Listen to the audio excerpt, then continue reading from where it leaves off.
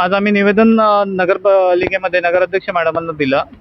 माननीय नगराध्यक्ष मॅडमांनी त्यावरती आमच्यासोबत चर्चा करत आम्हाला विविध अडचणी सांगितल्या. त्या अडचणींवरती आम्ही त्यांना भरपूर काही सहकार्य करण्याचं आश्वासनं दिली आहेत. परंतु विषय असा आहे की आज जे आठवडे बाजार बदलापूरमध्ये बंद केले, त्याच्यामुळे भरपूर काही गोष्टींमध्ये अडचणी निर्माण होतात. त्या अडचणी म्हणजे कशा, की आपल्या बदलापूरमधले जे स्थानिक व्यापारी आहेत, आपले जे व्यावसायिक आहेत, आज प्रत्येकाने की त्यांचा व्यवसायच गेल्या 1.5 महिन्यापासून बंद असल्यावरती त्यांच्या ज्या काही आर्थिक अडचणी आहेत, त्यांच्या मुलांचं शिक्षण असू द्या, घरांचे हप्ते असू द्या, किंवा त्यांनी प्रत्येकाने गाड्या वगैरे घेतलेल्या आहेत, म्हणजे व्यवसाय करण्यासाठी त्यांना जे टेम्पो वगैरे लागतात ते त्यांनी त्या व्यवसायाच्या भरोशावरतीच घेतलेल्या आहेत.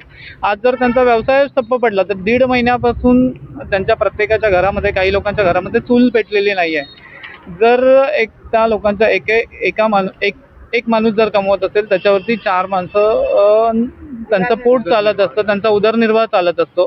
तो जर आपण अचानकपणे बंद केला तर कसं होईल? त्यांच्यावरती अचानकपणे ह्या सगळ्या गोष्टींचं एकदम उपासमारीची वेळ आलेली आहे, जेणेकरून आपण म्हणजे त्यांच्या गाड्यांचे हप्ते जात नाही आहेत, घरांचे हप्ते जात नाही. उद्या बँका त्यांच्या गाड्या घेऊन गेल्याच्या नंतर आपण त्यांच्यावरती धंदा चालू करायच्या परवानगी दिल्या होती, किंवा त्यांनी जिथे फेरीवाले झोन डिक्लेअर केलेले आहेत तिथे आपण जाऊन धंदा केल्याच्या नंतर तिथे पब्लिकचा रिस्पॉन्स कसा आहे हा पण बघणं गरजेचं आहे.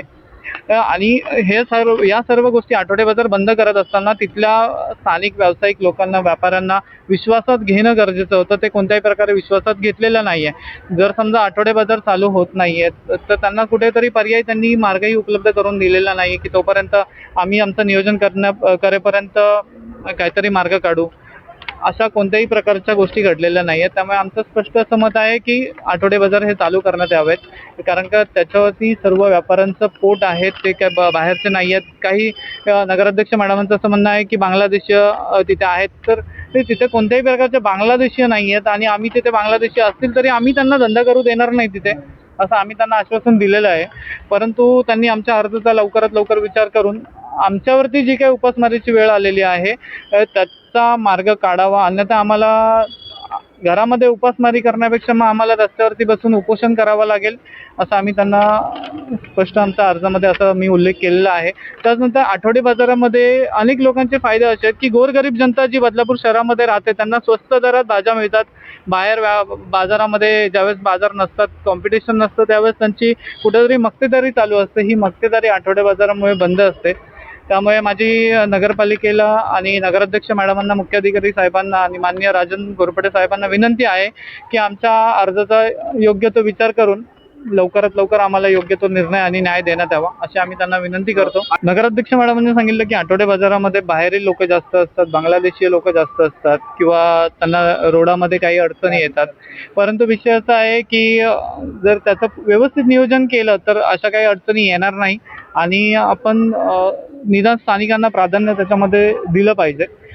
परंतु तिथे त्यांचं म्हणणं, आमच्या म्हणण्यानुसार, की तिथे आम्ही कोणत्याही बांगलादेशी लोकांना तिथे आम्ही स्थान देणार नाही, आणि याच्या पहिलेही बांगलादेशी लोकांचं तिथे काहीच वास्तव नव्हतं. परंतु काय होतं की आठवडे बाजारामध्ये व्यवसाय करत असताना आमचे जे स्थानिक लोक आहेत की बेरोजगार झालेले, ते उपाशी मरत आहेत.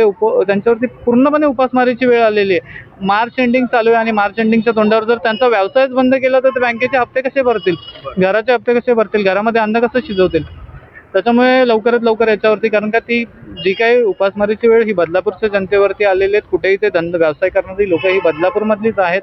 त्याच्यामुळे लवकरात लवकर याच्यावरती विचार करून आमच्या अर्जाचा योग्य तो आम्हाला लवकरात लवकर न्याय देण्यात यावा. जवळजवळ 1.5 महिना बाजार बंद केलेले आहेत. त्याआधी आम्हाला कोणतीही पूर्वसूचना दिलेली नव्हती, आणि 1.5 महिन्यात म्हणजे आता मार्च एंडिंग आहे, आमच्या गाड्यांचे हप्ते आहेत, घराचे हप्ते आहेत, घरात लहान मुलांचं शिक्षणाचे बऱ्याच गोष्टी आहेत. आणि त्यात आता नवीनच म्हणजे आता हे जे युद्धजन्य परिस्थिती चालू आहे त्याचा सुद्धा आमच्या ह्याच्यावरती अजूनच पडसाद उमटले ना. कारण की कसं, ज्या वेळेस युद्धजन्य परिस्थिती चालू झाली, सिलेंडरचे भाव वाढले, ते भेटत नाही आहे, आणि अशा परिस्थितीत सगळ्याच गोष्टींमध्ये जे लोक आहेत त्यांनी ते वस्तूंचे भाव वाढवले. मग आम्हाला सुद्धा त्या गोष्टी घेणं परवडतं. आमचा एकतर धंदा बंद आहे. धंदा बंद असल्यामुळे आम्हाला काय कोणता अशी उपासमारीची वेळ आलेली आहे की आमचे धंदे बंद केलेले आहेत, आमच्या घराचे हप्ते भरायचे आहेत, गाडीचे हप्ते भरायचे आहेत. मग ते आम्ही कशाच्या जीवावर भरायचे? मार्च एंडिंग चालू झालेलं आहे, ही लोक आम्हाला लेटर पाठवत आहेत की तुमचा हप्ता लेट झालाय. मग आम्ही काय करायचं? अल्पावधीतच लोकप्रिय झालेला भारताचा बुलंद आवाज आपला Bharat channel subscribe, share, like आणि कमेंट्स करायला विसरू नका.